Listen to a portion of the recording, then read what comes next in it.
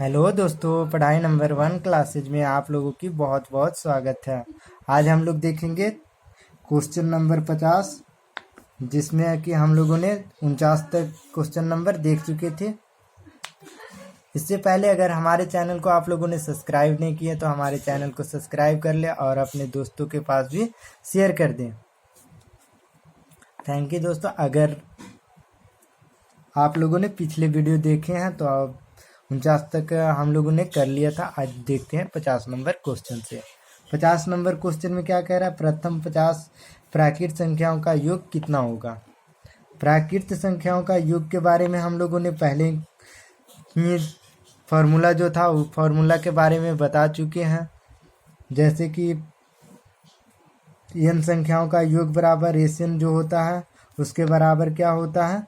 उसके बराबर होता है n इंटू n+1 बटा के 2 होता है। तो 50 प्राकृत संख्याओं का योग कह रहा है तो 50 गुने 51 बटा के 2 हो जाएगा। तो इसको 25 से कट जाएगा तो गुना करेंगे तो 25 से कम 25 और 25 पचे 25 से 125 और 2 बाकी था। 25 से कम 25 लिखे थे, 2 बाकी था तो 127 यानी 1200 जो हो जाएगा 75। यही प्रथम 50 प्राकृत संख्याओं का योग हो जाएगा। उसी तरह से अगर देखना चाहते हैं अगला क्वेश्चन, जैसे 52 नंबर क्वेश्चन, 3 अंकों वाली कितनी संख्या है जो कि 6 से पूर्णतः विभक्त है। 3 अंकों वाली संख्या, कितने अंकों वाली संख्या होना चाहिए? 3 अंकों वाली संख्या। 3 अंकों वाली संख्या कौन सी संख्या हो सकता है? तो पहले नंबर तो स्टार्ट होता है 100 से, 100 से स्टार्ट होता है और लास्ट में क्या कितना होता है? जो कि लास्ट अंतिम में जो कि 3 अंकों की संख्या हो सकता है तो वह संख्या हो सकता है 999। इतना तक देखेंगे कि 6 से पूर्णतः विभक्त होने वाली टोटल संख्या कितना है।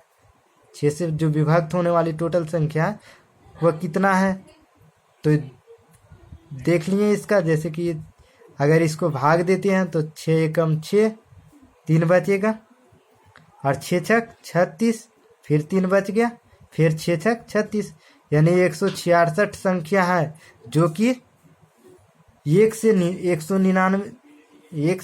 999 तक यह संख्या जो है 6 से पूर्णतः विभक्त है।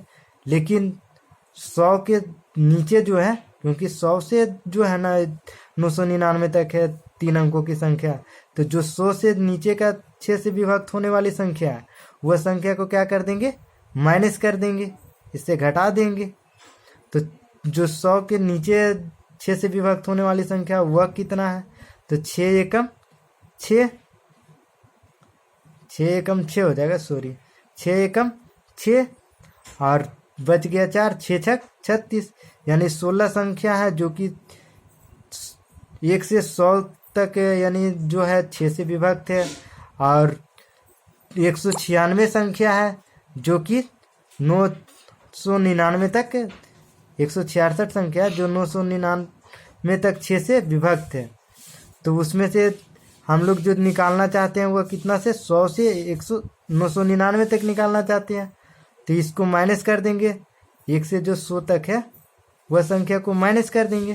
तो इसमें से अगर 16 घटा देते तो कितना हो जाएगा? 0, 150 हो जाएगा। 166 में से अगर 16 घटाते हैं तो कितना हो जाएगा? 150 हो जाएगा। यही संख्या जो कि कितना संख्या? 150 संख्या जो कि 6 से पूर्णतः विभक्त है 3 अंकों वाली संख्या में।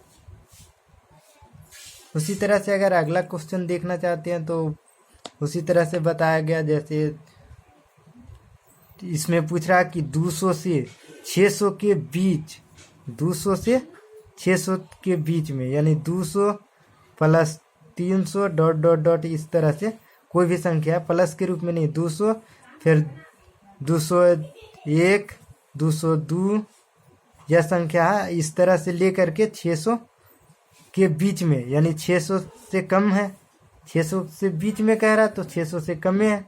अगर 600 तक कहता 600 तक कहता तो 600 भी लेते हैं, लेकिन 600 के बीच कह रहा है तो इसको ये कम रहेगा, यानी 599 तक जो संख्या होगा यह संख्या जो है 4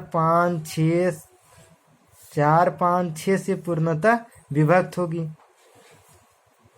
ये जो पूछ रहा है, ये क्वेश्चन क्या पूछ रहा है, 200 से लेकर के 600 के बीच में कितनी संख्या है जो 4 5 6 से पूर्णतः विभक्त होगी। तो ये सब संख्या में से कौन कौन है जो देखना है कि 4 से विभक्त होना चाहिए, 5 से विभक्त होना चाहिए और 6 से सभी से विभक्त होना चाहिए। तो इसके बीच में जो संख्या आएगा वह 200 से पहले नंबर, आपको 4 से भी होना चाहिए, 5 से और 6 से पूर्णतः विभक्त होना चाहिए। तो इसका एलसीएम ले लेंगे, जो इसका एलसीएम रहेगा 4 5 और 6 का, वही संख्या तो पूर्णतः विभक्त होगा 4 5 और 6 से। इसका क्या करेंगे, एलसीएम ले करके डिवाइड कर देंगे।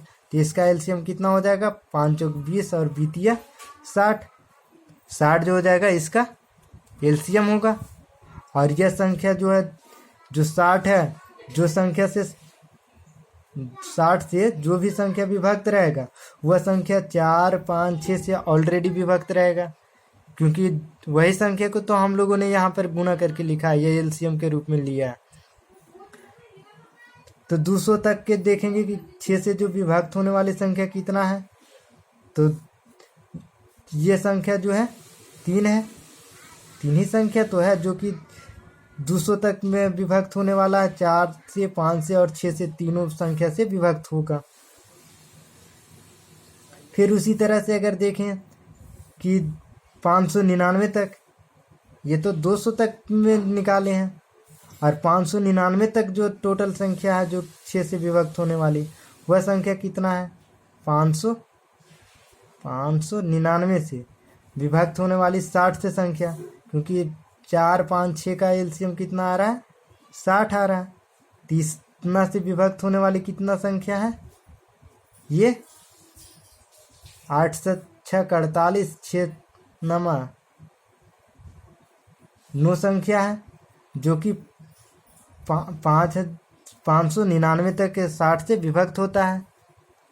यह जो है भाग अगर देंगे तो 9 6 54, यानी 440 तक होगा। अगर 10 बार में लगाएंगे तो 600 हो जाएगा।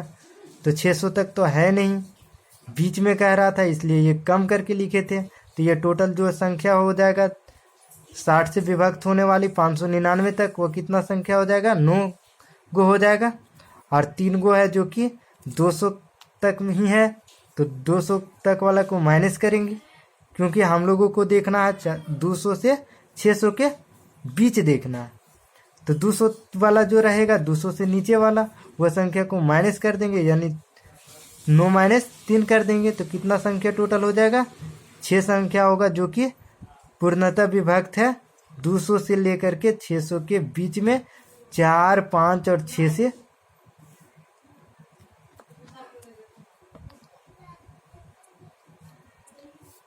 फिर उसी तरह से देखते हैं 54 नंबर क्वेश्चन में। 54 नंबर क्वेश्चन कहता है कि सबसे छोटी अभाज्य संख्या कौन सी है। सबसे छोटी अभाज्य संख्या जो है, सबसे छोटी अभाज्य संख्या के बारे में हम लोग ने पहले बताए थे कुछ रूल। जैसे अभाज्य संख्या को मैंने बताया था कि वह संख्या जो स्वयं से विभाजित हो,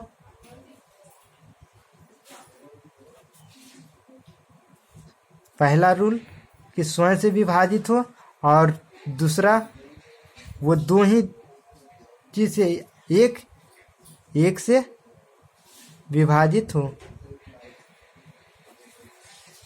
सब जो अभाज्य संख्या है, अभाज्य संख्या का मतलब वो होता है जो स्वयं से विभाजित होना चाहिए और एक से, यानी 2 उसका विभाज्य होना चाहिए।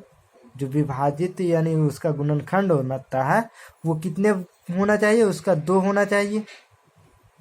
किस तरह से, जैसे 6 है तो 6 को हम लोग अभाज्य संख्या कैसे नहीं मानते हैं। 6 को अभाज्य संख्या है या फिर क्या है, उसके बारे में देख लेते हैं। जैसे कि इसका 6 से तो खुद डिवाइड होगा ही। एक तो इसका गुणनखंड 6 हो जाएगा और एक 1 हो जाएगा। फिर इसका गुणनखंड क्या हो जाएगा, 3 हो जाएगा और 2 हो जाएगा। तो यह संख्या जो है यह अभाज्य संख्या नहीं है। कैसे नहीं है, यह क्या बोलता है, इसका रूल जो है, पहला रूल बोलता है वह स्वयं से सिर्फ विभाजित होना चाहिए। फिर दूसरा रूल बोलता है 1 से ही विभाजित होना चाहिए। और तीसरा रूल बोलता है कि उसका 2 ही गुणनखंड होना चाहिए। और इसका कितना गुणनखंड हो रहा है, 1 2 3 4, 4 गुणनखंड हो रहा है। इसलिए यह संख्या जो है वह अभाज्य संख्या नहीं है। तो सबसे छोटी अभाज्य संख्या को हम लोग देखना चाहते हैं। तो 1 को अगर देखते हैं, 1 को अगर देखते हैं यह अभाज्य संख्या है कि नहीं है, इसको अगर देखते हैं तो इसका क्या रूल में पहले फॉलो करवाते हैं। जैसे स्वयं से विभाजित होना चाहिए, तो 1 तो 1 से विभाजित है, सही बात है। फिर 1 से विभाजित होना चाहिए, सही बात है। लेकिन उसका 2 गुणनखंड होना चाहिए, कम से कम जो है इसका 2 गुणनखंड होना चाहिए। लेकिन इसका एक गुणनखंड क्या है, 1 ही गुणनखंड है। इसका सिर्फ 1 ही तो गुना हो सकता है ना। 1 से यहाँ पर फॉलो करवाइए, चाहे 1 से यहाँ पर फॉलो करवाइए, लेकिन इसका 2 गुणनखंड होना चाहिए। जो भी संख्या अभाज्य संख्या रहता है उसका कितना गुणनखंड होना चाहिए, 2 गुणनखंड होना चाहिए। और वह स्वयं से विभाजित हो और 1 से विभाजित हो, तभी वह संख्या जो है अभाज्य संख्या कहलाएगा। तो 1 तो अभाज्य संख्या नहीं है। तो दूसरा में देखेंगे 2 को अगर देखते हैं तो यह स्वयं से विभाजित है ही, यह फॉलो करता है इस नियम को। फिर 1 से विभाजित है, 1 से भी भाग देंगे 2 में तो वो कट जाएगा। फिर इसका गुणनखंड कितना है, तो 2 को 2 एकम 2 लिखेंगे, यानी इसका गुणनखंड जो है 2 गुणनखंड है। अब इसको और किसी तरह से तोड़ सकते हो क्या, इसको 1 गुने 2 लिख सकते हो या 2 गुने 1 लिख सकते हो। ऐसा तो और कोई गुणनखंड नहीं है 2 का जो कि अधिक हो सकता है इसका गुणनखंड, यानी 2 ही गुणनखंड है, यानी फॉलो कर रहा है सभी रूल का, अभाज्य संख्या का रूल का। तो इसलिए यह संख्या जो हो जाएगा अभाज्य संख्या हो जाएगा। लेकिन सबसे छोटा अभाज्य संख्या यह बोल रहा है, सबसे छोटी अभाज्य संख्या। तो पहला संख्या कौन सी होती है, 1 होता है। दूसरा संख्या कौन सा होता है, 2 होता है, 3 होता है, फिर 4 होता है। तो पहला संख्या तो फॉलो ये नहीं किया, तो दूसरा संख्या ये फॉलो किया, तो सबसे छोटा तो यही है ना। तो सबसे छोटा अभाज्य संख्या कौन हो जाएगा, ये 2 हो जाएगा। उसी तरह से अगर बोले कि दूसरा सबसे छोटी अभाज्य संख्या कौन होगी, तो वह 3 हो जाएगी, क्योंकि 3 का भी 2 ही गुणनखंड होता है, 3 गुने 1 होता है।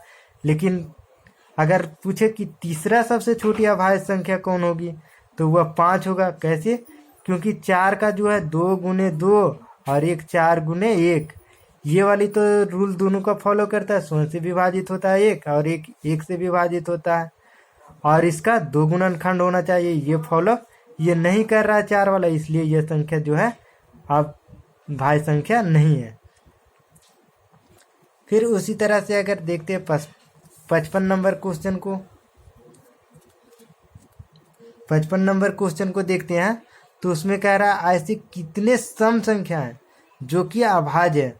तो इसको खुद से याद रखना दोस्तों कि मात्र एक संख्या है, 2 एकमात्र संख्या जो कि सम संख्या, 2 तो सम संख्या होता है, और यह क्या है, अभी हम लोग ने देखा था कि यह एक अभाज्य संख्या भी है।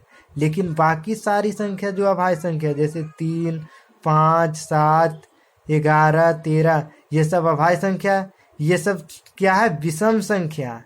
और ये 2 जो है एकमात्र संख्या, 2 एकमात्र संख्या जो कि सम अभाज्य भी है, सम भी है और अभाज्य भी है। ये दोनों संख्या का फॉलो करता है। 2 एकमात्र संख्या, अगर पूछे कि कितने संख्या है, तो 1 संख्या हो जाएगा, क्योंकि बाकी सारी संख्या तो है जो कि विषम है। लेकिन 2 एकमात्र संख्या, यानी 1 ही संख्या है जो कि सम संख्या है। और पूछे कि कौन ऐसा सम संख्या है जो कि सम संख्या और अभाज्य संख्या दोनों है, तो वो आंसर हो जाएगा उसके लिए 2, क्योंकि 2 संख्या है, 2 ऐसी संख्या है जो कि सम भी है और अभाज्य भी है। लेकिन पूछे कि कितने संख्या है, तो एक संख्या है, 2 तो एक ही संख्या है ना। दोस्तों अगर आप लोगों को ऐसे ही वीडियो चाहिए और हमारे चैनल पे आकर के प्लेलिस्ट में पूरी वीडियो को देखें और हमारे चैनल को सब्सक्राइब कर लें। थैंक यू दोस्तों।